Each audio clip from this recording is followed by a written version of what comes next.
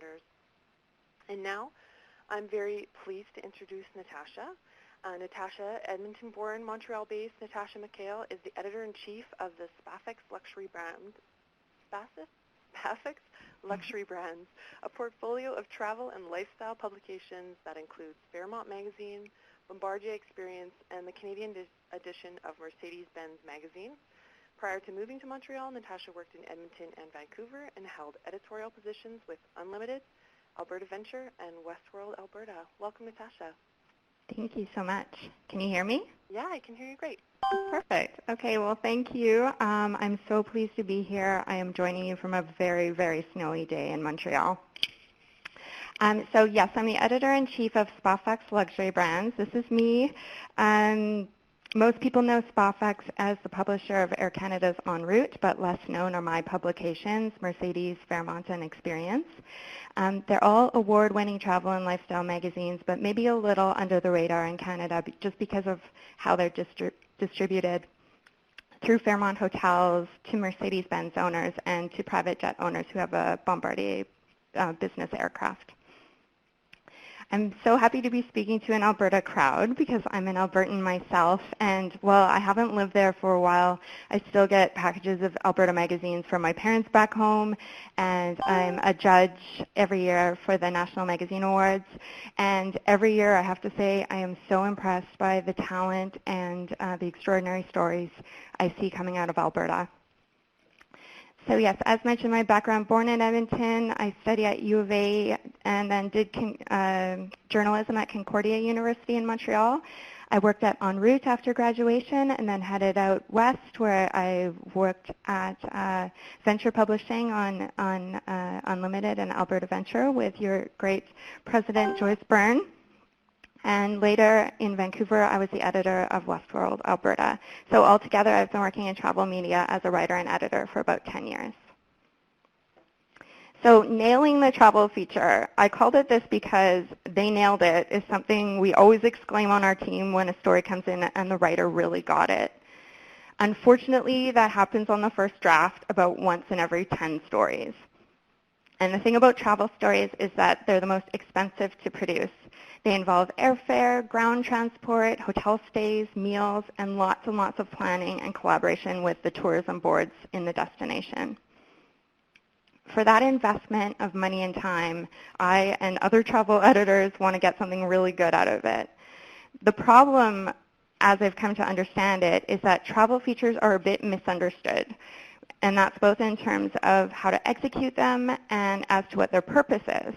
So there's a bit of a disconnect. And that's why I'm always happy to talk about this genre and educate as to what travel editors are looking for. So I know that you're all at different levels in how much travel writing you might do. And if you're an old pro, this will hopefully be a helpful refresher. And if you're just starting out, I hope that this will start you down the right path in terms of what travel editors are looking for. And of course, I know that you all know how to write, so I'm going to focus less on the writing today and more on the mechanics of a travel story so that you can nail it every time. So what is a travel feature? I'm going to start with what it's not. And the first thing it's not is fluff. There's sometimes an idea that lifestyle writing is not as serious as other forms of journalism, and I totally disagree. Many of you will know the editor Charlene Rook, who's another Albertan who has been a great mentor to me my entire career, and she had this to say, and I always remember it. She said, when people look back in the future, they're going to want to know about politics and economics, yes, but they're also going to know what were people eating, what were they doing with their time, where did they go? Some of the places that we write about today may not exist in the same way in 5 or 10 years. So the way you have to look at it and what travel journalism is, if you look over to the right column, is that we are chronicling the movement of people for leisure, and that is serious stuff. The second thing that it's not is a laundry list or a Wikipedia entry. Blogs, tweets, and other social media do a great job of giving lists in chronological order of I went here, I went there, and Wikipedia is perfect for laying out the hard facts about a place, like population, key sites, history, and geography. Travel journalism in magazines is not that. It's a first-person experiential narrative in the present tense that uses rich sensory detail to take the reader on a journey. As a reader, it should make you feel as though you're there in the moment. It should make you dream of going there yourself. Another thing it's not is free form or stream of consciousness.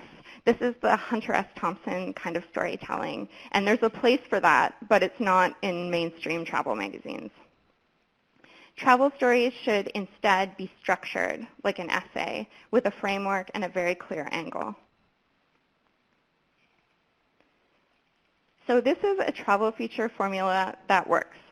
I studied math before I ever studied journalism, and it still helps me to break down abstract concepts as a formula.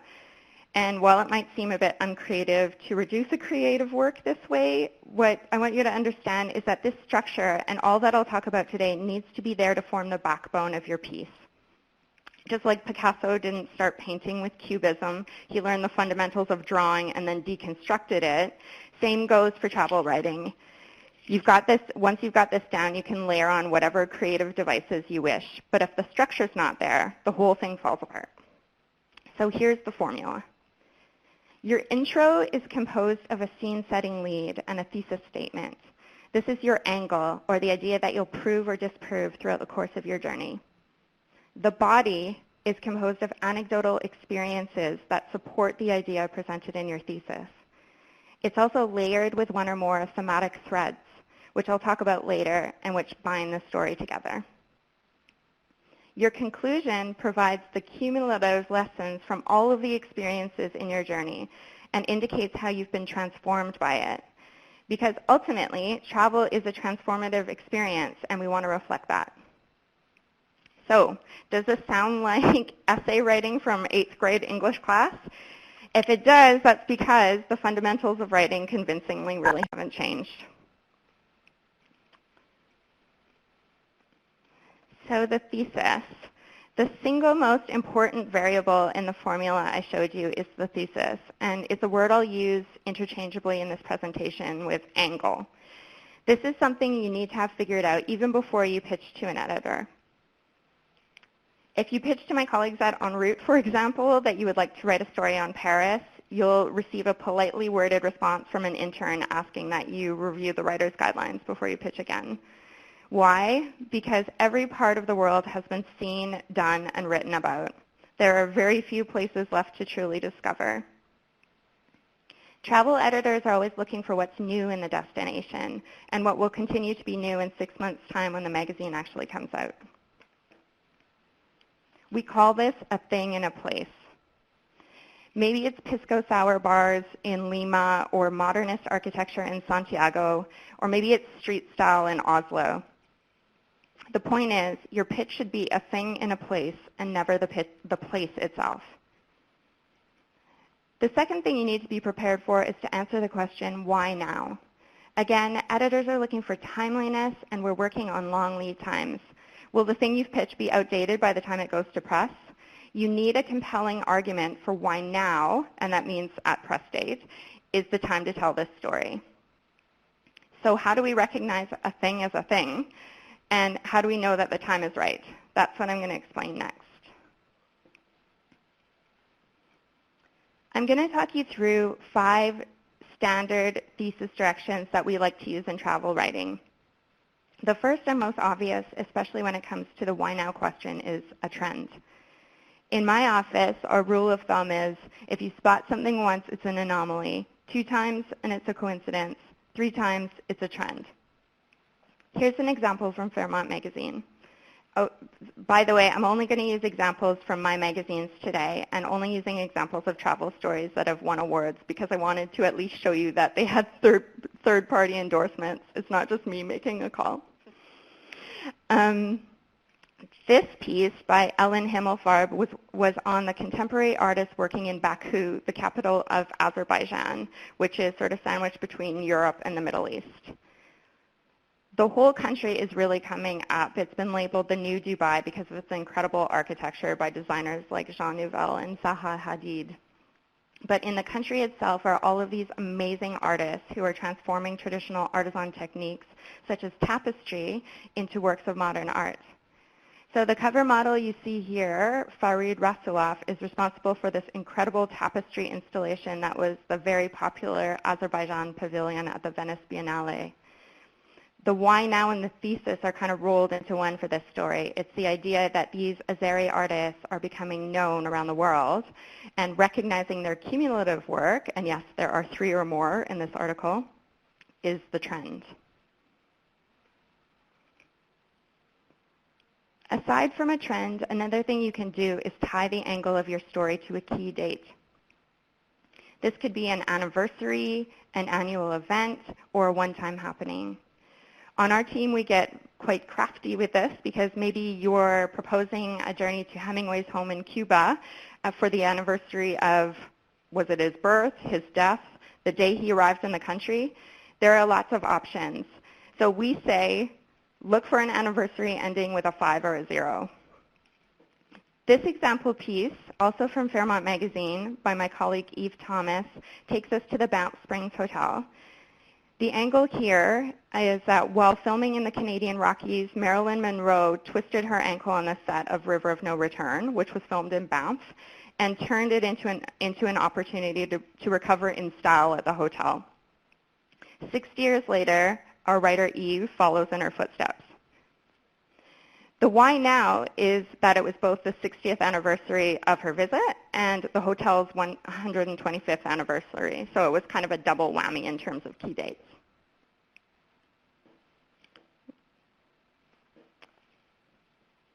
A third way you can go is to propose a story in which there's been a reinvention of some kind in a destination.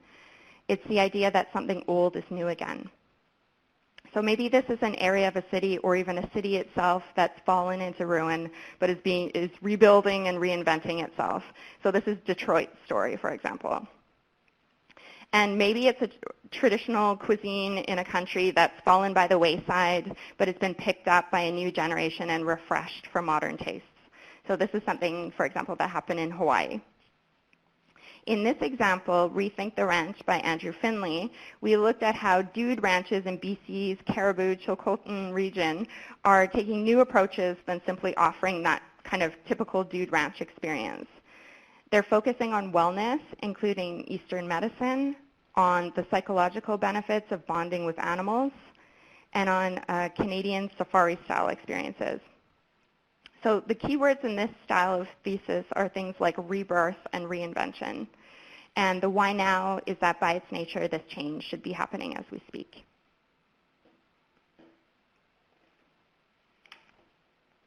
The fourth direction is a concept or intangible aspect of a destination.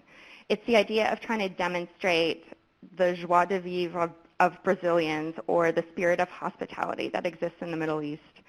Sometimes it can mean plucking an element from the local language that maybe doesn't exist in English and trying to define it through other means. That was the case in this story that I wrote on Vienna for Mercedes-Benz magazine, in which I focused on the concept of a word that I actually never learned how to pronounce, which is, I'll try it out, Gemütlichkeit. It's a term that conveys the sense of well-being that you get from being in a very cozy atmosphere. To write this story, I visited the place in the city that were the places that were known sort of as the most welcoming and comfortable.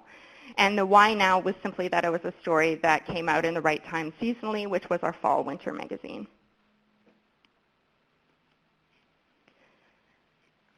Finally, in my list of the most common travel feature theses is this concept of discovery. So I already said that there are very few places in the world that haven't been covered, but there's always that rare exception, and this was one. La Kaula Island is a Fijian private island that was once owned by a reclusive billionaire and is now a luxury resort open to the sort of, in quotations, public, because you need about 20 grand a night to stay there. The thesis here was basically that even though you're at this resort, you rarely see anyone else, and you really do feel as though you're on your own private island. And the why now was that it had been recently opened, and our journalist, who is Neil McLennan, another Alberta boy, had this amazing exclusive access. And this story, just as a side note, won a gold for luxury travel at the North American Travel Journalists Association Award just recently. So props to Neil because he totally nailed this one. So to summarize, the thesis is the most important part of your story, and it starts even before the story is written. So keep it top of mind when you sit down to write. To do that, I recommend even starting your story with the head and the deck. The deck should be the summary of your thesis. And if you have it there at the top of your page, then your target is always right in front of you. Not only that, but when your editor opens that document, he or she is going to love you.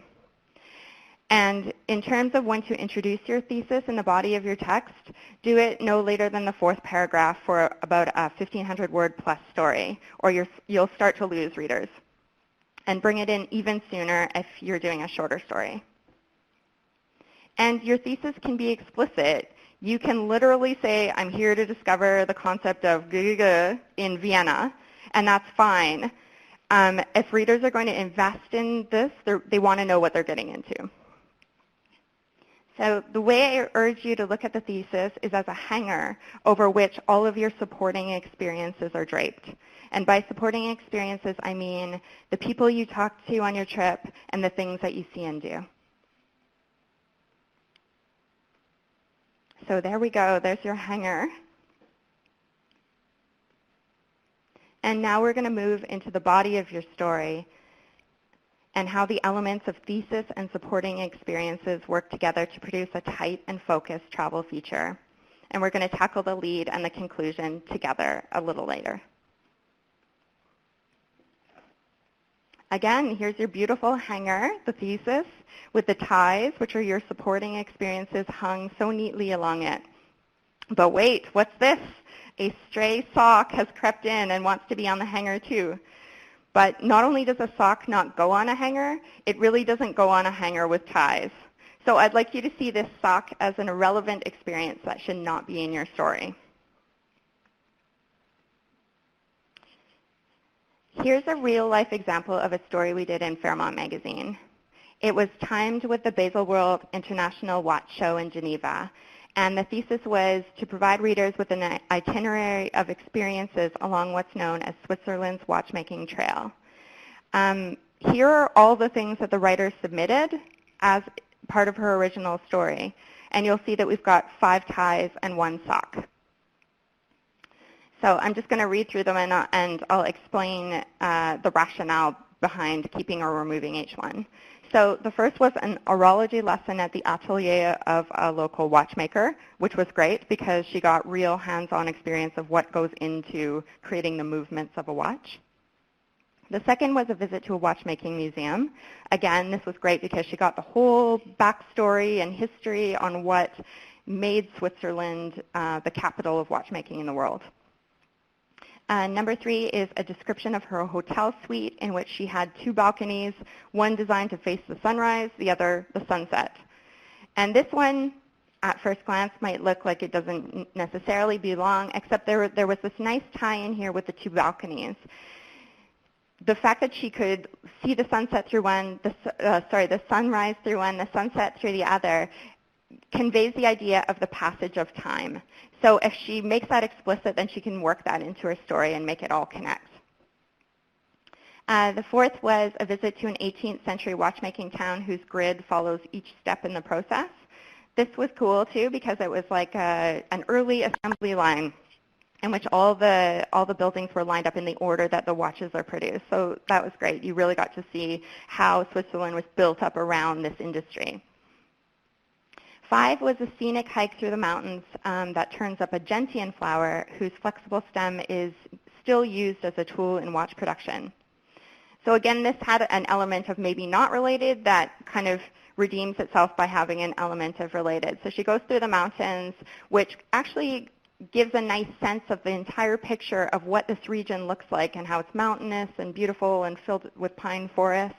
And then she finds this flower, and it is literally the stem, which is very flexible, is still used to get to very hard to reach places inside the watch mechanism. And then 6, a description of the annual jazz festival, which takes place in the watchmaking region. So number 6 was the sock. It was the one thing that kind of stood out as really not being related to our thesis. And even though it's important and it's important to the region, we just took that part out, put it in a sidebar. So let's try another one. That one was a pretty easy example of the sock that sticks out, but it's not always so straightforward. So this is another example from Fairmont Magazine, and it's on Filipino food in Manila, and it was a reinvention story. It looks at how Filipino cuisine, which was once considered on the heavy side of Asian food, is being reinvented by Manila chefs with fresher ingredients and a light touch. So I'll read through the experiences that the writer included and think about whether there are any socks in this mix. The first one was a visit to the oldest restaurant in Manila. The second one, an architectural tour of the city's old town.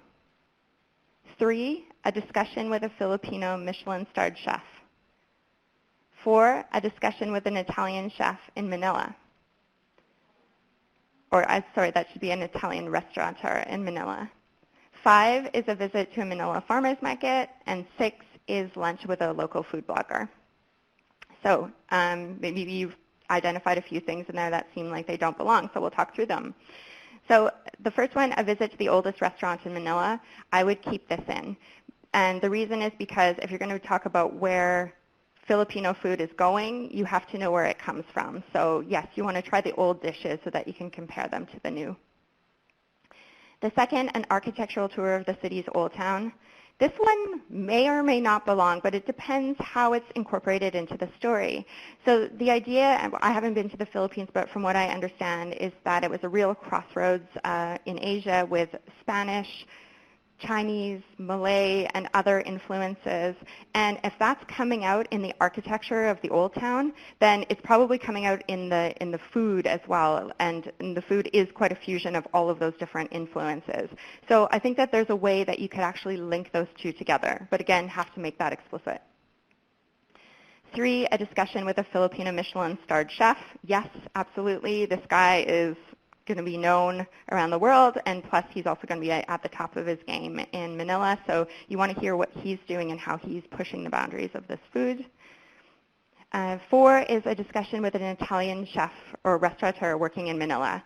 And this one, again, maybe, maybe not. Maybe this Italian chef has some perspective as an outsider about how the food has changed or what people are doing, or maybe he even incorporates some Filipino culinary practices into his own Italian cuisine. If any of those things exist, then you could potentially include him or her. The next is a visit to Manila's farmers market. Yes, absolutely. We're talking about these fresh ingredients, so we want to see what's seasonal, what the ingredients look like in the raw. And lunch with a local food blogger, yes, include that. This person will be covering how the culinary scene is changing on a daily basis, and so you might want to get that person's perspective. So actually, any of these could technically be in the story, but it just all depends how you word them. And seemingly unrelated experiences can be linked back to your thesis, but you've got to make that explicit. So I showed you these exercises because, again, I want to kind of demystify travel writing and make it a formula that's easy to follow. Thinking like this with the sock and the hanger helps you to write tighter. You're not trying to jam everything that you did on your trip into your story. It helps you to self-edit for your word count because you identify these socks in your writing that don't belong and you can remove them. And when you do remove them, you find that you have material for sidebars and other packaging, and even for pitching different angles to different editors at a later time. Continuing with the body of the feature, I now want to turn attention to the thematic thread. So you've got the skeleton of your story, which is your thesis, and you've got the flesh, which is your supporting experiences. And the thematic thread is like the clothing or adornment that you put on your story. It just adds a further level of complexity, and it creates a further level of engagement between you and the reader. So maybe it's a funny moment that you establish that comes back as an inside joke, or maybe it's a series of literary quotes that punctuate section breaks. It's called the thread because it's something that goes away and comes back, like the stitching in a garment. Here are a few examples. So you remember that private La Caula Island. So what Neil did that came back over and over was a concept he called La Caula moments. There was, I step off, sorry, it goes like this, his quote. I step off the jet and right into La Caula moment number 2. A 5-piece band performs as my feet hit the tarmac. And then later, even though he feels alone on this island, he hears that the restaurants are all fully staffed. So he drops by one to see if that's actually true, and he finds a maitre d', a bartender, servers, and a teppanyaki chef just waiting for a customer. So he calls that La Caula moment number 18. And then later he goes into a series where he just starts listing them. Like number 24 is the chapel with the choir that could rival a Southern Baptist parish. Number 42 is when he sees a rare flame dove, which he calls the bird watching equivalent of winning the lottery. And on it goes. And these carry through, and finally it forms his conclusion when moment 52 is when this obscure golf club that he lamented to his caddy he didn't have suddenly turns up at the door of his villa. So the staff had somehow sourced it on this remote island in the South Pacific. So as a reader, you get a kick out of these moments because this place is totally over the top to the point of comedy, and you're kind of in on the joke. So next example, this is another example from Experience magazine. And the author's thread here was to reference passages from a 1962 travel log called Blue Cruise by a Turkish novelist whose name I'm totally going to butcher, but it was Sevat Askir Kabagakli. And the writer, Remi Scalza, takes the exact same cruise aboard the same style of wooden gullet exactly 40 years later. So this is another anniversary. And by referring to this vintage travel guide, you kind of come to understand how this route has changed and yet maintained its beauty. And the whole thing opens with a beautiful quote from Kabagakli, which is, "The most beautiful and pure blue in the world is here," which is so nice with this lovely photograph that was also taken by the writer. It goes on with other examples of sites along the route. Things that are still there, things that are gone with time, and it's really cool because it's like following an old treasure map. So these two examples are subtle threads that occur in the body of the piece, but threads can also be more overt, forming a section break, as in this next example. This is actually a story I did for Fairmont, reporting on a dinner with Napa winemakers and chefs, in which they talked about the connection between the land, food, and wine in Napa Valley. With all this conversation going on throughout the night, I really wrestled afterwards with how I was going to tell the story of this evening. But eventually, in conjunction with my art director, actually, the solution came up to break it up into different movements or topics of conversation from the night. And then each movement would be sort of punctuated by the menu from each course in this 5 or 6 course meal. And so again, while the courses take place in chronological order and there's an overall feel that everything is taking place in order, it's actually taking place in how it narratively flowed best. But these course menus give the idea of the dinner progression moving through the evening.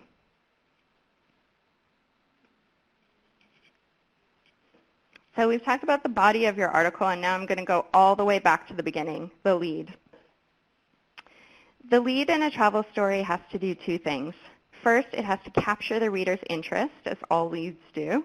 And secondly, it has to create a sense of place. It has to set the stage for where you are and the story you're about to tell. I'm going to focus only on one lead style today, and it's one that you can't go wrong with in travel writing. It's the anecdotal lead. That means you in the middle of an action that's in progress. So you saw so much great stuff on your trip, And now how do you choose your starting point? Well, maybe you go back to your thesis. Was there one moment from your trip that perfectly encapsulated the thesis you're about to reveal? And of course, your thesis in paragraph 4 or sooner. If so, maybe you start in that moment. But what if you don't have that? Or what if you need to save that moment for later in the piece? Well, what you might turn to is the idea of the cocktail party story. And this is another Charlene Rook-ism that helped me when I began to travel right. So you know when you come back from a trip and people ask you about it at dinner parties or at work, and you find yourself telling the same anecdote every time because it just really summed up the experience so perfectly. Sometimes that's your lead. So pay attention to what you're coming out with naturally. But what you don't need to do, and here's a very liberating fun fact about travel writing, you do not need to tell your story in chronological order. In fact, I guarantee that your story will not be good if you try to. So fake the order if you have to so it flows. Because as an editor, I don't care whether you had that dinner on the Friday or the Monday. All I care about is that it fits into your story at the right time in the narrative. And that especially goes for the lead. So start at a point that has impact and go from there.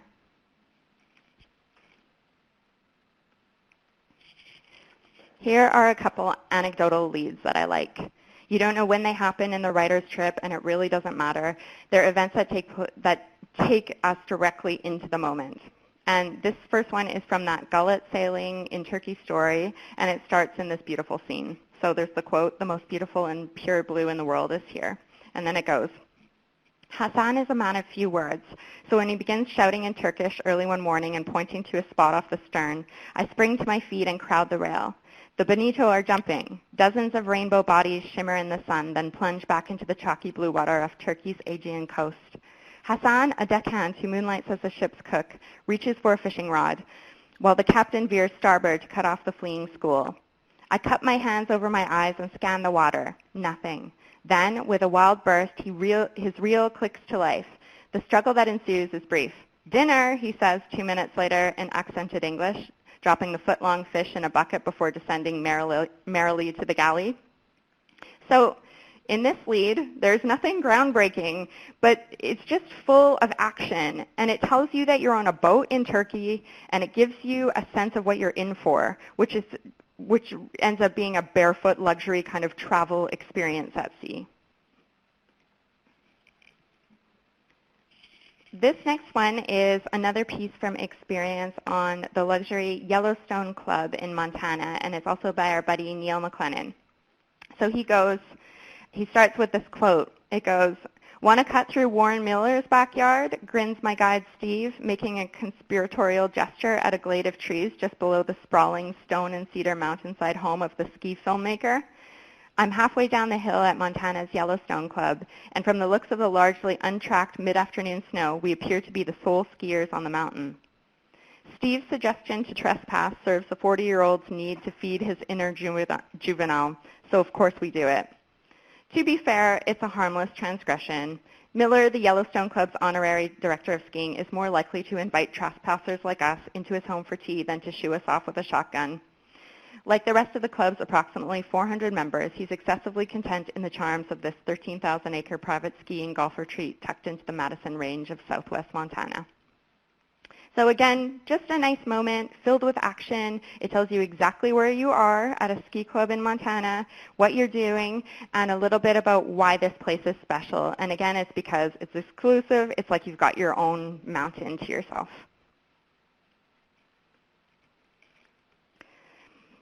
Now we're going to move into the conclusion. I see the lead and the conclusion as two sides of the same coin. And I just want to emphasize here that you can't give up before the end. You really have to go out with a bang. Too often I read a story that's chugging along nicely and then it just falls apart right at the end, as though the writer just gave up or was just so happy to be done, which we've all done. By falling apart, I mean the writer brings out a cliche or just trails off or simply sums up too quickly without any sort of denouement. So pay attention to this paragraph or series of paragraphs. It has to be as strong, if not stronger, than your lead because it's what you're leaving the reader with. In the conclusion, I want you to do a few things. One is to refer back to your thesis. Was it proved or disproved? You set up this thesis at the beginning, so you have to respond to it again here. As well, state how you were changed by your journey. As I said, travel is a journey. It's transformative, and that's why we do it. So show us how it changed you. And through this all, I want you to take your time. Give the reader a sense that the story is wrapping up. If it ends too abruptly, it's disappointing for the reader who's put in time to read the piece through. So take as many paragraphs as you needed for your lead to end it. And finally, the last line should be something poignant that the reader will carry away with them. So here are a couple examples. So again, you'll remember this piece on Marilyn that I introduced earlier, where she twists her ankle on set and then she takes time off at the Banff Springs to recover. It goes, digging deeper, one more facet of Marilyn reveals itself. As ever, it's not wise to underestimate her. It turns out that her ankle injury may not have been that bad. Rumors circulated that it was she, not her doctors, who insisted on a cast, that it was all a ploy to get some sympathy from a notoriously demanding director or to take revenge against a movie studio that had locked her into a low-wage contract. But I've got my own pet theory about Marilyn's time off. It crystallizes as I make my way up Sulphur Mountain by gondola as the town fades into the trees. Injury or no injury, minor or major, perhaps Marilyn simply wanted to gain some perspective before heading back to Hollywood, to the career and the fate that awaited her. Maybe it was all an excuse to sit back and take in the scenery, the glittering peaks, the glacier-fed lakes, the crisp mountain air. It's enough to make anyone want to play hooky for the week. So this is a great conclusion, I think, because you feel that you're coming to the end of a story. There are no surprises here. There's a conclusion that she draws about Marilyn's experience, and because the writer is actually following in her footsteps and having that same experience. And you get a sense of how the writer has been affected by this journey. Plus, I love the last line, which just sort of sums up the playful nature of the story. Here's another example. This also ran in Fairmont Magazine, and it was a story about exploring the French Riviera through the sense of smell. It's the home of perfumery, and so filled with many fragrant crops that are used in the perfume industry. And it ends like this. I venture into Nice to visit the market in the Cours Salea, an olfactory feast of fresh produce, flowers, spices, soaps, olive oils, and confections. Henri Matisse once lived in a flat overlooking this square. The father of the Fauvism movement, the portrayal of realistic subject matter in unnatural colors, discovered the Côte d'Azur at the age of 48 and, enchanted by the landscape and quality of light, remained here until his death. His museum sits high atop the city on a site of ancient Gallo-Roman ruins in a park fragrant with olive, cypress, and carob trees. In this Genovese villa, one can still follow the thread of the master colorist's development from the 1905 paintings that marked his first tentative steps into Fauvism to his seminal abstract 1952 Blue Nude. But the most captivating piece in the collection is the mural-sized Flowers and Fruit, a vibrantly colored ode to this land that he loved. Was it dreamt up from his window overlooking the market? The meaning of inspire, after all, is to breathe in. So I'm showing you this conclusion, and full disclosure, it was mine, because the idea was to end in a moment the way the lead starts in a moment, and the last line is really where the stuff happens. The conclusion being drawn is that these wonderful scents all around in the south of France really contribute to that romantic aura that has always lured people there. And that's the realization in this story that I was changed by. So next slide is just a sort of summary of everything that I've discussed. On the left is just a kind of very basic outline that I use when I'm writing and editing travel features. What I suggest is that you just fill this out when you're sitting down to write with the skeleton of your story. Just fill it out very roughly with notes in point form. You can take a crack at your head and duck, an idea for the opening scene, your thesis, some ideas about what your supporting points will be, your concluding scene, etc. And then step 2, you would flesh out this outline by, you could actually take all of your transcribed notes that you took on your trip and just copy paste them roughly under the correct headings. Step 3 would be to dress the story by sort of indicating places where you might add segues and instances of your thematic thread. Step 4 would be to actually write your story, referring back to this outline, but not feeling necessarily bound to it. You can always switch it around, and you might find that you need to change the order of points as you go along to make it flow. Step 5 is to refine your story by smoothing out the transitions and removing any last socks. If done right, a reader should never even know that this framework was here. So next is just some tips for pitching. I get a lot of pitches every day, and most of them don't hit the mark. So I'm just going to boil it down to what I like to see. The first thing, of course, is read back issues of the publication so you understand its tone, style, and the type of stories accepted. I cannot emphasize this enough. So many people who write to me have never cracked the magazines, and it shows. Secondly, if you haven't done a lot of travel writing, start by pitching a smaller piece or a local one that maybe even takes place in your own city. Editors will be very reluctant to send a new writer on an expensive and far-flung getaway if they've not yet proved themselves. So start small like that and build up. And very important, remember to always pitch a thing in a place rather than just the place itself. And in terms of the form of your pitch, send your editor a crafted pitch paragraph. This is essentially a teaser of what you're going to write in your voice rather than a point form list, because not only will they see your angle clearly, but they'll get a sense of your writing style from that little teaser paragraph.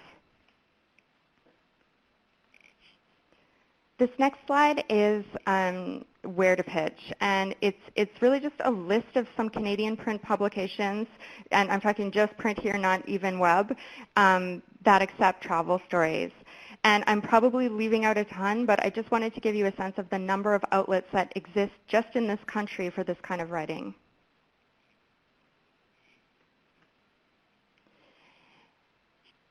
And this slide deals just with resources. So especially if you have published travel writing and are looking to grow your portfolio, these are 2 things I recommend. Attending Go Media Canada, which is an annual media marketplace, and it's essentially provides speed dating sessions between journalists and tourism boards.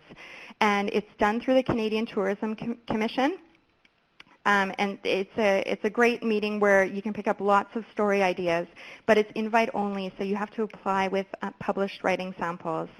But it's all expenses paid, so an amazing experience, as well as being a gold mine for story ideas and for making contacts in the industry, both with the tourism providers who send you on the trips and the editors who will assign you to those stories. And the second one is the Travel Media Association of Canada, which is a great place to network. They have chapter meetings in the different provinces, and they also do a big annual meeting in a different Canadian location each time. Again, you need to have published clips, and you have to apply to join, but you will meet lots of industry people from both the PR side and the journalism side. And again, these people can, help you get published and give you the ideas and sort of the backing and the funding to go on the trips. And they even offer a basic health plan, which is great if you're freelance. So that's it in terms of my presentation, and there's about 15 minutes left, so I guess we can take some questions. I'm going to monitor the questions in the chat box and ask them to you, Natasha. Okay, great. Ask them of you. I have a couple myself. Yeah. So people tend to think of travel writing as very romantic. What are some of the perils or downsides that you can think of?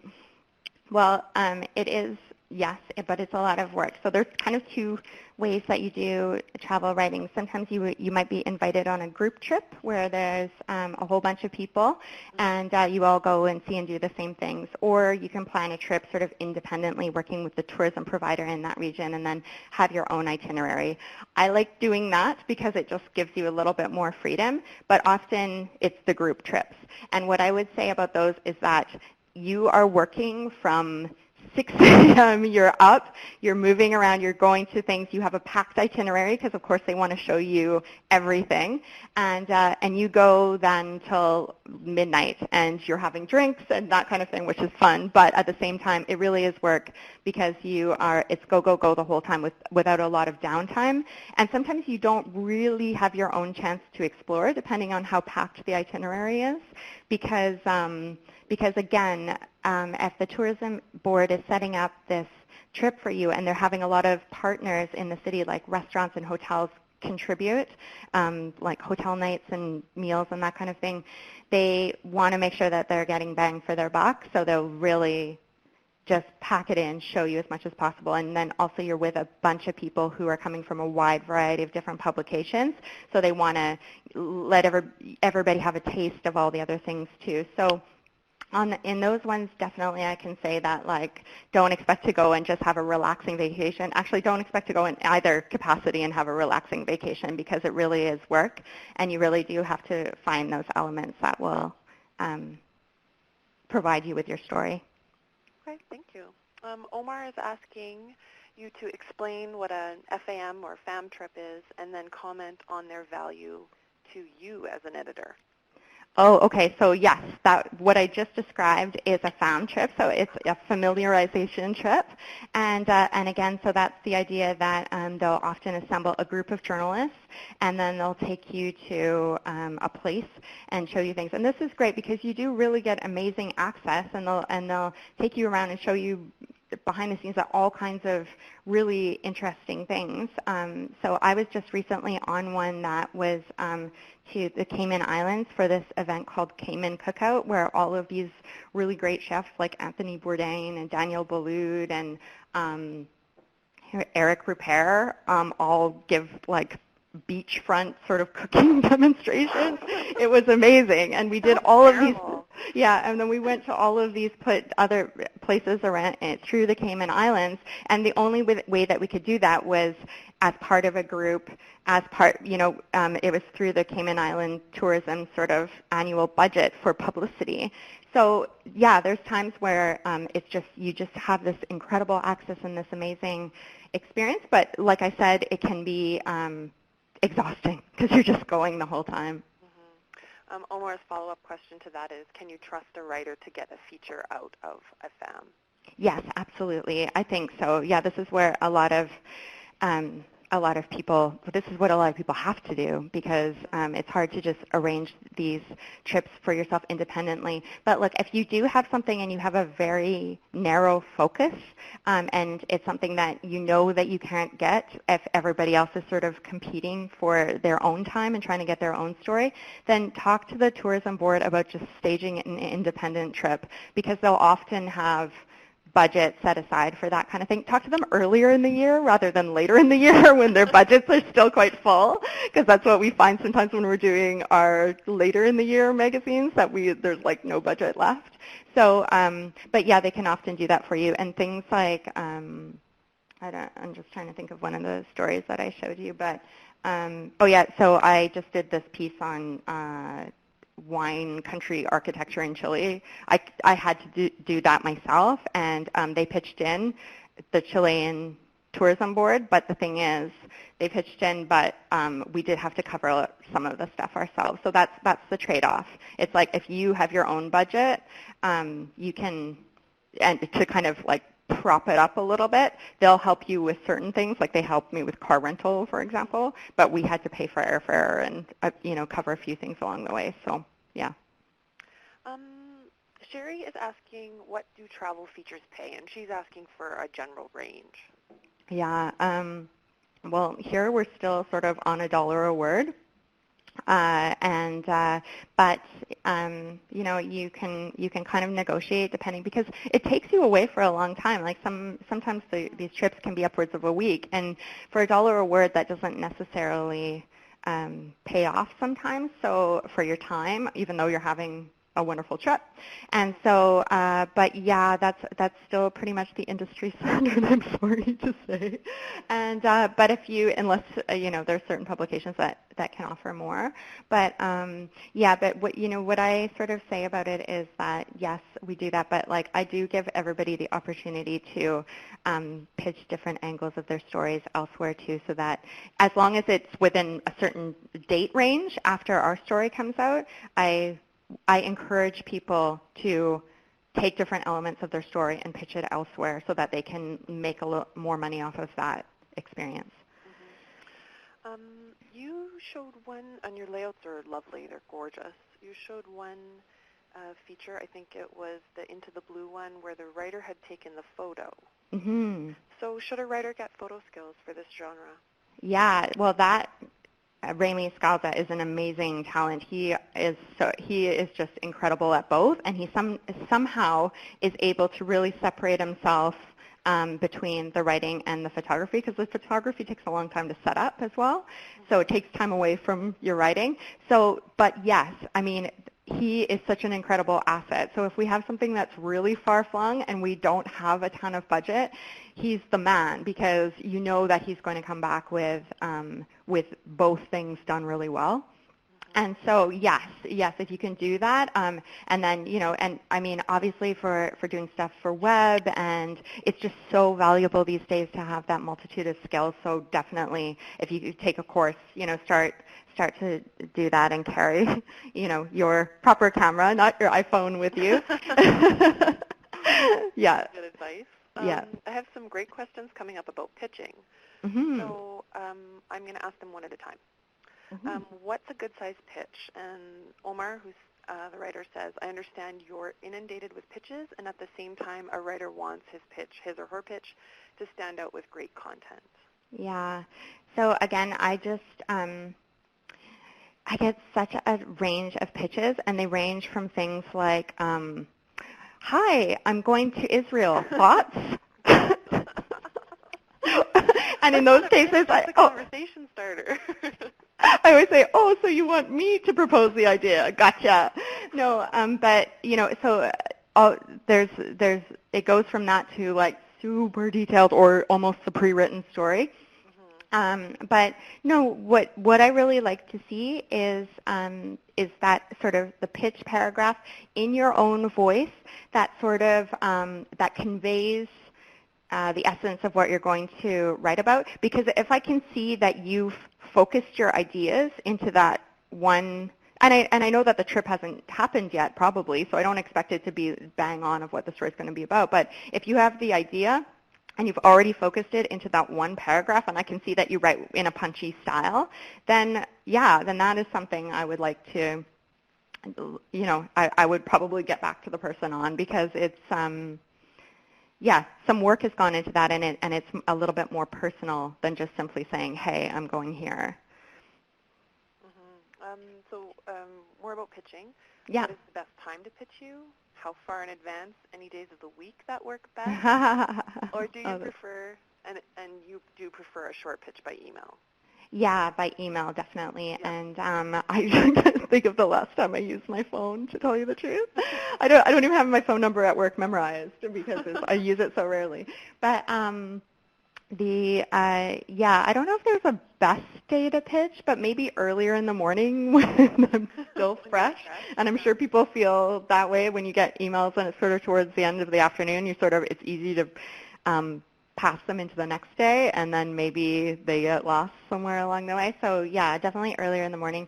I have to say that for our what we do here, we do custom published magazines, and they're often quite the clients that we produce the magazines for often have their own ideas of what needs to be in there, and so they're often sort of the topics or the places that we go to are often sort of dictated by those brands' marketing priorities for the year. So it doesn't mean that our content or what we write about is going to be dictated by that, but just the idea and the places that we cover. So that's sort of, so it makes it a little bit trickier to pitch to custom published magazines because of those needs of our clients. But yeah, but it's still always open.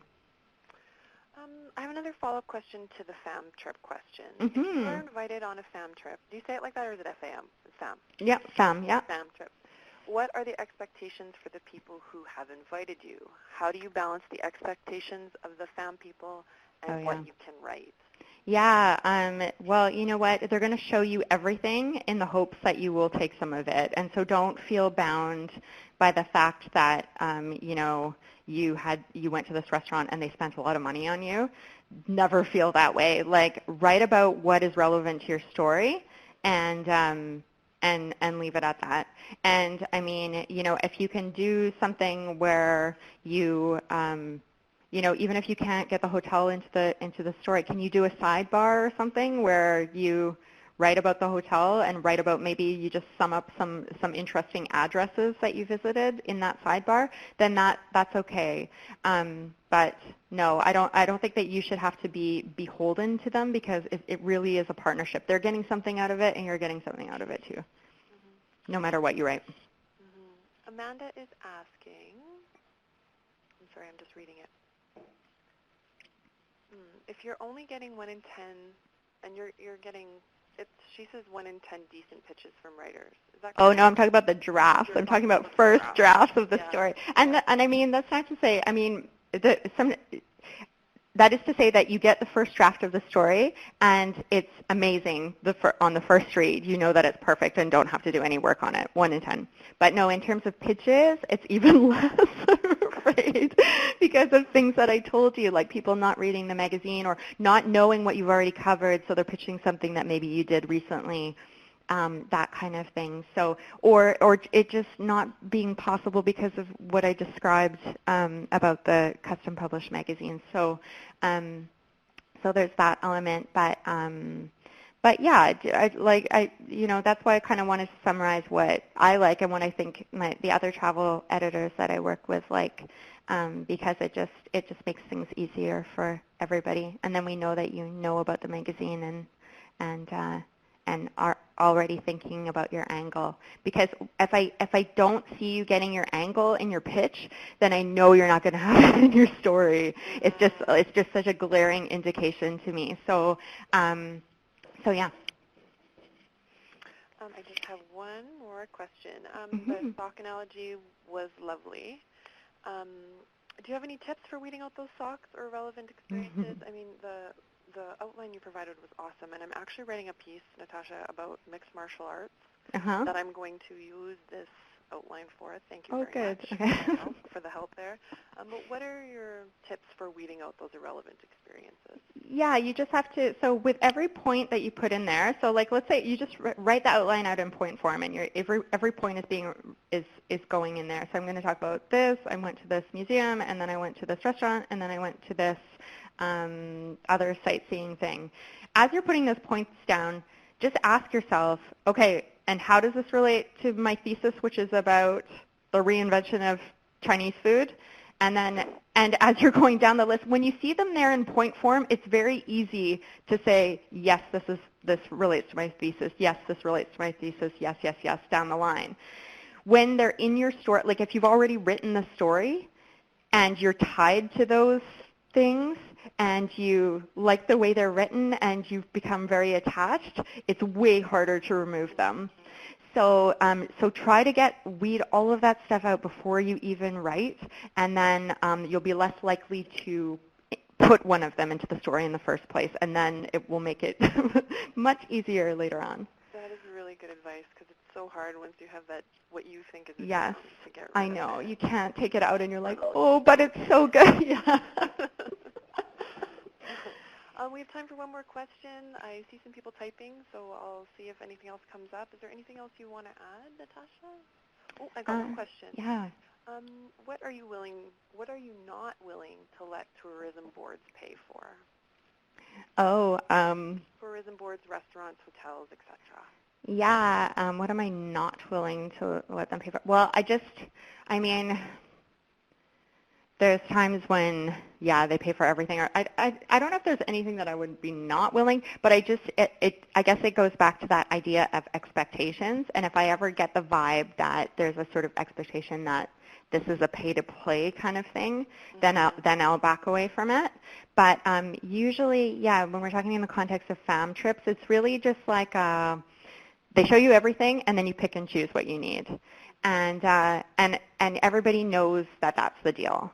So you don't have to feel bad about it if there's something that you leave out. And nobody's ever going to come back to you and say, hey, where was that restaurant? So it's, Yeah, you so haven't yeah, had that experience. we've never had a bad experience that way where they were sort of like, hey, you said you were going to cover this and didn't. Well, I mean, yeah. Thank you very much. Thank you. And that outline is going to save my life. And the participants in the chat box as well mentioned how great that outline was, so thank you very much. Thank and you. all the information was very worthwhile. Okay, well, thank you so much. It's been so great to talk to you. And yeah, everybody keep up the good work there. I love the things I've been seeing coming out of Alberta, and you should all be so proud. I'm getting lots of accolades as well. Excellent presentation, and thank you so much. Oh, thank you. Thanks, Natasha. Okay, take care. Take Bye-bye. care.